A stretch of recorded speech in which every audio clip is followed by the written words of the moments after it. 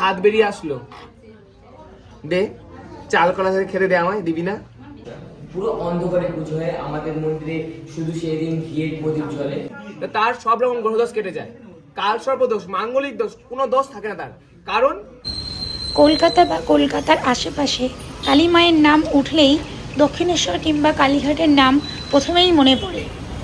কলকাতার আশেপাশে ছড়িয়ে ছিটিয়ে আছে বহু অজানা মন্দির। তো আজ এই মন্দিরটার সন্ধান তোমাদেরকে দেব। তো মন্দিরের নাম শুনলেই গা কাঁটা দিয়ে ওঠে। তো তোমাদের যদি ভিডিওটা ভালো লাগে লাইক কমেন্ট শেয়ার করো আর সাবস্ক্রাইব করতে ভুলো না। তো দেরি না করে পুরো ভিডিওটা দেখো, সমস্ত ডিটেলস তোমরা এই ভিডিওটার মধ্যে পেয়ে যাবে।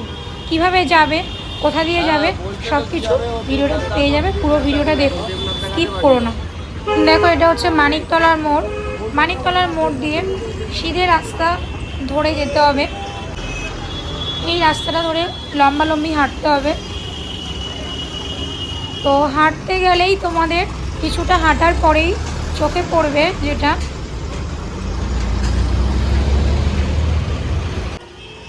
এই যে দি ক্যালকাটা হোমিওপ্যাথি মেডিকেল, এইটাই আসবে। এইভাবে এসে ডান হাতে একটা গলি ঢুকে গেছে, এই গলিটা দিয়ে তোমাদের সিধে হাঁটতে হবে। কিছুটা হাঁটার পরেই দেখবে বাঁ হাতে একটা ফুলের দোকান। শিয়ালদার রাজাবাজারের সায়েন্স কলেজের সামনে মন্দিরটি অবস্থিত মা শ্যামসুন্দরী কালী মন্দির। মাকে পুজো দেওয়ার জন্য এরকম দোকান পেয়ে যাবে, এখান দিয়ে ডালি কিনে নিয়ে মাকে পুজো দিতে পারবে। ভেতরে পুজো দেওয়ার সমস্ত ব্যবস্থা আছে। তো আমিও এখান দিয়ে পুজোর ডালি কিনে মাকে পুজো দিয়েছি।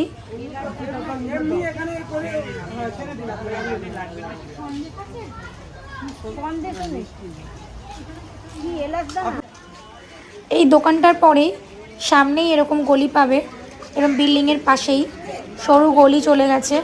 তো এই গলিটা দিয়ে সিধে গেলে মায়ের মন্দির পড়বে। তো মন্দিরের সামনে পৌঁছে গেছি আর লম্বা লাইন পড়েছে পুজো দেওয়ার জন্য।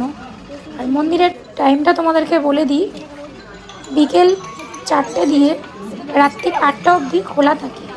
আর সকাল 7টা দিয়ে বেলা 1টা পর্যন্ত মন্দিরটা তোমরা খোলা পাবে।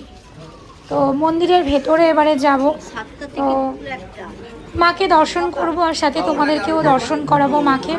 তো চলো মাকে দর্শন করি আর মায়ের যেসব অজানা অলৌকিক ঘটনা আছে সেগুলো একবার শুনে নেওয়া যাক।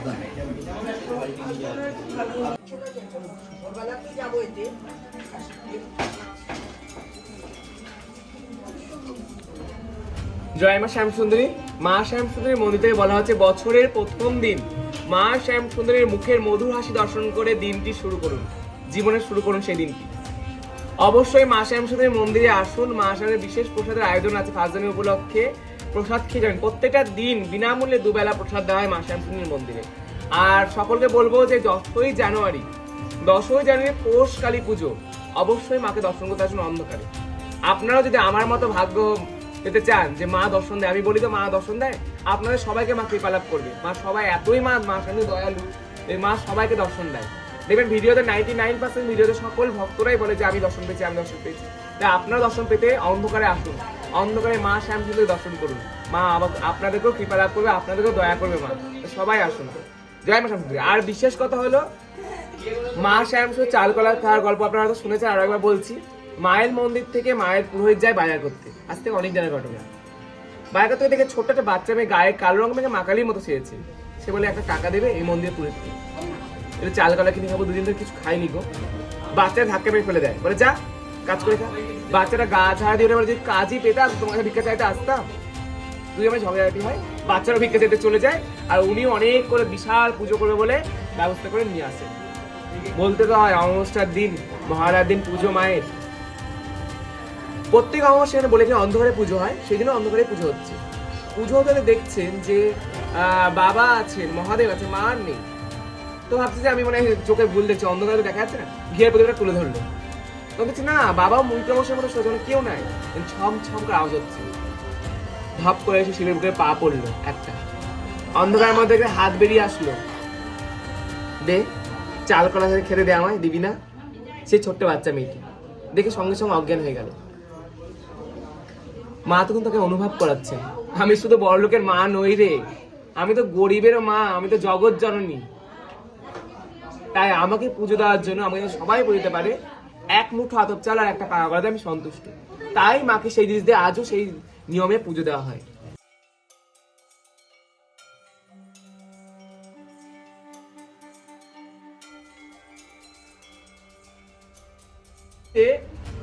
নবগ্রহ যে যারা থাকে তারা মন্দির চূড়ায় থাকে, এই একমাত্র মন্দির যেখানে নবগ্রহ বেদির পর। আপনারা জানেন কি আজকে যারা এসেছেন তার মাহাত্ম্য? মাকে যদি 28টা শনিবার কোনো ভক্ত দর্শন করে তার সব রকম গ্রহদোষ কেটে যায়, কাল সর্পদোষ, মাঙ্গলিক দোষ, কোনো দোষ থাকে না তার। কারণ ধরেন বড় বড় তাবিজ বলছে যে পাথর পথর কারো সামর্থ্য নাও হতে পারে, সে কি গ্রহদোষ থেকে বেরোবে না? বেরোবে। মা শ্যামসুন্দরীকে পুজোও দিতে হবে না, শুধু মা শ্যামসুন্দরীকে দর্শন করুন, তাতেই ফল পাবেন। মায়ের কথা, আমাকে দর্শন করলেই সে গ্রহ যত জাতীয় যত দোষ, সব দোষ থেকে সে বেরোতে পারবে। এই লাল চৌকটটা যে পেরোয় সেই এখানে আসার পর গ্রহের কোনো প্রভাব থাকে না প্রত্যেকটা দিন। কিন্তু যদি কোনো ভক্ত আমাকে 28টা শনিবার দর্শন করে তো তার যত রকম গ্রহ দোষ সবকিছু কেটে যায়। সবাই মায়ের কাছে আসুন। আর একটা কথা, মাকে একবার দর্শন করলে 51 সতীপীঠের ফল প্রাপ্তি হয় এক মুহূর্তে। একটা মানুষের পক্ষে এক মুহূর্তে 51 সতীপীঠ দর্শন করা কোনোভাবেই সম্ভব নয়। একটা পিঠে দেখা আমাদের সম্ভব হয় না, অনেক টাইম লাগে ঘুরে ঘুরে, কিন্তু এক মুহূর্তে 51 সতীপীঠের ফল প্রাপ্তি মা সামনে দর্শন করলে।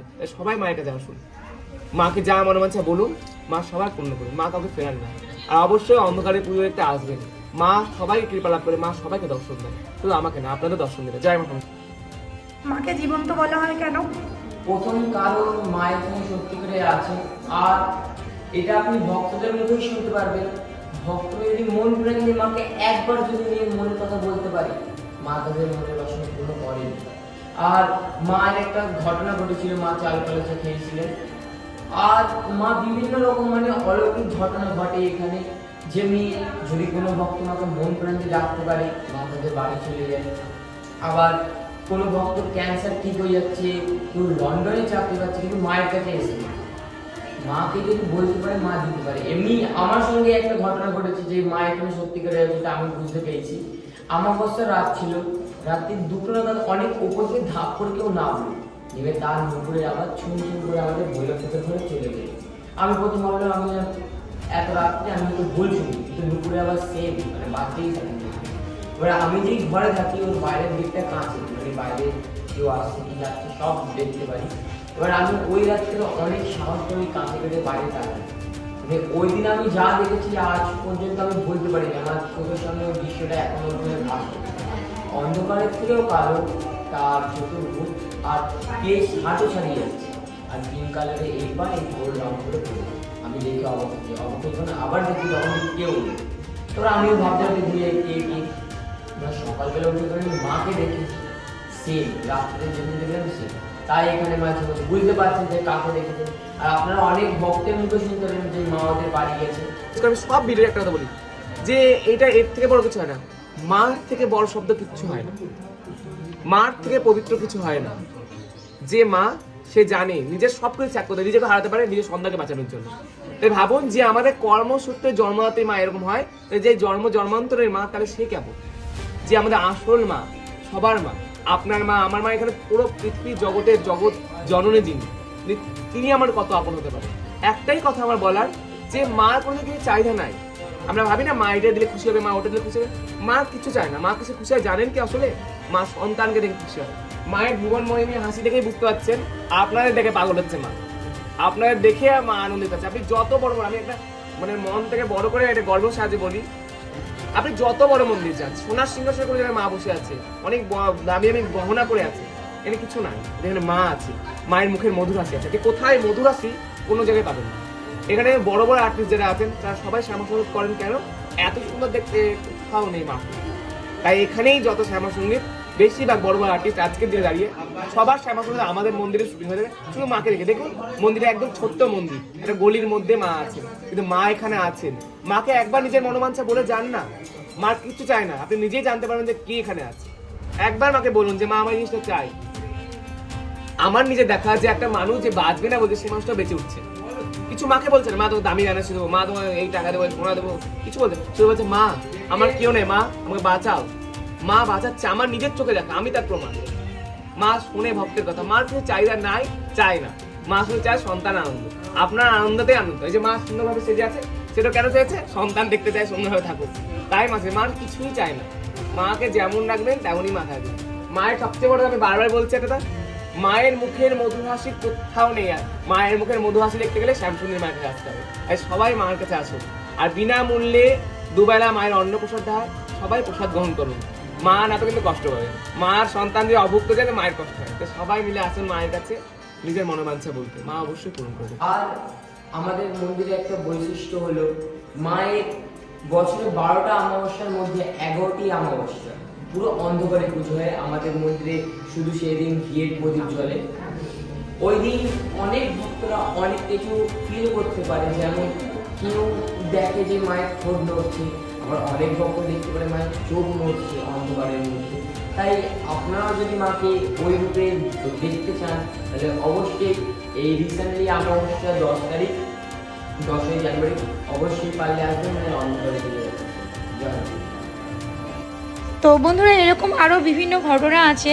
তো এই মন্দিরে আমি অনেকবার আসবো ভেবেছি, হয়ে ওঠিনি। তো মা আমাকে আজ টেনেছে, তো মায়ের কাছে আমি আজ এসেছি। তো খুবই ভালো লাগলো, আর মন ভরে মাকে পুজো দিয়েছি।